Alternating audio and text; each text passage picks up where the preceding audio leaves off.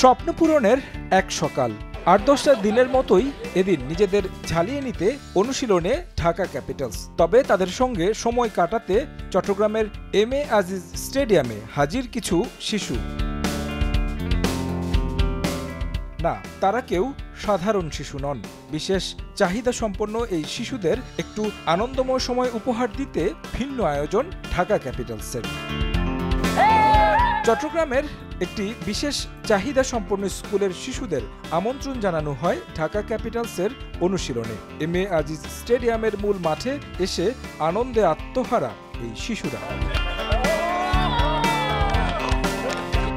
কেউ ঠিকঠাক কথা বলতে পারেন না, অনেকে স্বাভাবিকভাবে হাঁটতেও পারেন না। তবে ক্রিকেট মাঠে এক হয়ে গেলেন, কাঁধে কাঁধ মেলালেন ক্রিকেটারদের সঙ্গে। ঢাকা ক্যাপিটালসের ক্রিকেটাররাও এই শিশুদের পেয়ে যেন ফিরে গেলেন শৈশবে। সাব্বির, মুনিম, আলাউদ্দিন বাবুরা বিশেষ এই শিশুদের সঙ্গে মাতলেন ক্রিকেট খেলায়। ছিলেন ঢাকার বিদেশি ক্রিকেটাররা। এমন আয়োজন দেখে একটু বেশি খুশি এসকেনাজি কোর্সেরা।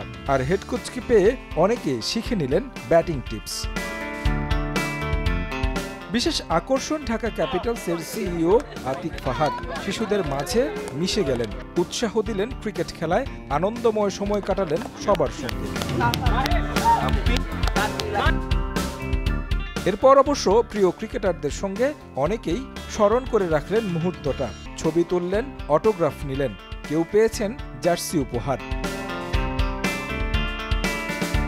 ঢাকা ক্যাপিটালস মাঠের পারফরমেন্সে হয়তো দর্শকদের মন ভরাতে পারেনি, তবে মাঠের বাইরে এমন উদ্যোগ নিশ্চিতভাবেই প্রশংসনীয়।